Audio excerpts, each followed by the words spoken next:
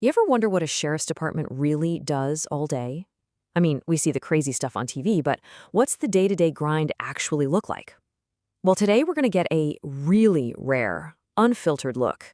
We're unpacking an entire month's activity report, September 2025, from the Lincoln County Sheriff's Department. Let's dive in and see what's actually going on out there. Right off the bat, I want you to see this. This is a real quote from the report we're about to go through. So yeah, we're not talking about parking tickets here. This gives you a real taste of how unpredictable and frankly how dangerous these situations can get. A routine transport just explodes in a matter of seconds. This one sentence tells you a lot about the reality we're about to explore. So first up, let's hit the road. It's probably no surprise that a huge chunk of a deputy's time is spent out on the county's highways and back roads. These roads are basically the stage for everything from your simple traffic stop to some really serious life-or-death emergencies. Okay, before we go any further, let's get a key term straight, because you're going to see it pop up again and again. OWI. It stands for operating while impaired. This is the charge for driving under the influence. And this is important. It's not just about alcohol. It's a huge persistent problem that deputies are dealing with constantly. So, just how persistent are we talking? Well, in this 1 month, the report details 8 different OWI arrests. And these aren't simple cases either. We're talking a whole range of substances, from alcohol and cannabis all the way to central nervous system stimulants. That variety is a massive challenge because you need specially trained experts to even identify what kind of impairment you're looking at. And of course, where you have vehicles, you're gonna have crashes. And wow, the variety in this report is just dizzying. I mean, you've got your standard two-car collisions, sure, but then there's a UTV hitting a tree, multiple solo motorcycle crashes, and get this, a chaotic chain reaction that involved 15 motorcycles. Every single one of these required an immediate, skilled response. Okay, this next one plays out like something from a movie. It's the perfect example of a high-stakes situation. It kicks off when a deputy clocks a motorcycle just flying by at 98 miles per hour. They immediately get on the radio, coordinate with other units up the road. A second deputy clocks the same bike, but now it's at an insane 117 miles per hour. So the pursuit is on. But here's the most important part. The deputy calls it off. Why? Public safety. That decision shows incredible restraint. And because of that good teamwork, another officer was able to safely stop the guy just a few moments later. But a deputy's job isn't all just on the pavement. In our second section, Conflict and Confrontation, we see how officers get thrown right into the middle of some really intense human disputes, situations where emotions are redlining and things can turn on a dime. Just look at this one incident at the Winding Trail bar. The call comes in for a fight. By the time it's all over, 3 people are in cuffs with a whole laundry list of charges. We're talking resisting arrest, disorderly conduct, and even making direct threats to the officers. It just goes to show how fast one situation can spiral out of control, creating a really dangerous scene for everybody. This next case, man, it really highlights something critical about this kind of work. It's the gap between what's first reported and what's actually happening. A call comes in for a disturbance or a guy arguing with family. It sounds kind of vague, right?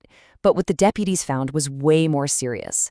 3 counts of domestic disorderly conduct and the absolutely horrific charge of child abuse. This is where deputies have to be investigators, peeling back the layers to get to the truth. All right, now let's talk about the cases that just don't fit in any neat little box. Every single month, deputies respond to calls that are bizarre, mysterious, or just plain weird. These are the absolute wild cards of law enforcement. So get this story. It's 4 years in the making. A motorcycle gets stolen way back in 2021. Poof, it's gone. Then, on September 13th of this year, a guy crashes that very same bike in Lincoln County. Just like that, a cold case from a whole other county is suddenly hot again. The driver says he bought it, but now the investigation is wide open, all because of a random crash 4 years later. Not every call is about a crime. Sometimes it's about, well, bad aim. A deputy gets sent out to a property damage complaint. An 89-year-old homeowner's window has been shot out, and the culprits? A couple of duck hunters who just missed. In this case, the deputy's job was basically to be a mediator, and everyone agreed to work it out on their own. And then there are the calls that end with way more questions than answers. Deputies show up to a crash scene. There's a motorcycle, a dead deer, and blood. which means the rider was definitely injured. A witness even saw some mysterious van try to load up the bike before taking off. But the rider? Just gone. Vanished. It's a true mystery, and that investigation is still open. Okay, so we've seen the individual stories, the chases, the fights, the mysteries. Now, let's pull the camera back and look at the whole month by the numbers. Let's kick things off with traffic stops. This is really the bread and butter of proactive policing on the roads. In just this 1 month, deputies made 177 of them.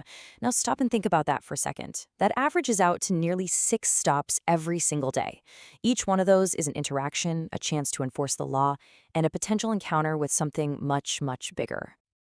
Next up, here's the number that shows you the preventative side of the job: 186 security checks on houses and businesses. This is the quiet work, the stuff you don't really see.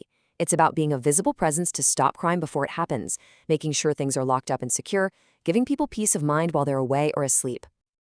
Now, this number really tells you you're in a rural county like Lincoln. Deputies responded to 33 crashes caused by deer. 33, that is more than one a day. For these deputies, that's not just a statistic, it's a constant, unavoidable danger on the road that ties up a ton of resources. And just when you think you've got a handle on the local wildlife hazards, the report hits you with this. Not one, but 2 separate crashes involving bears. Yeah, you heard that right, bears.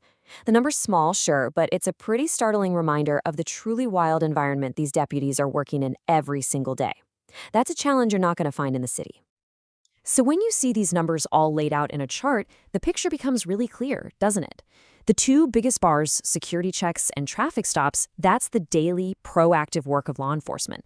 But that third bar, the deer crashes, that shows you the other major force at play here, just the raw impact of the natural world. It's a constant balancing act between managing people and responding to nature.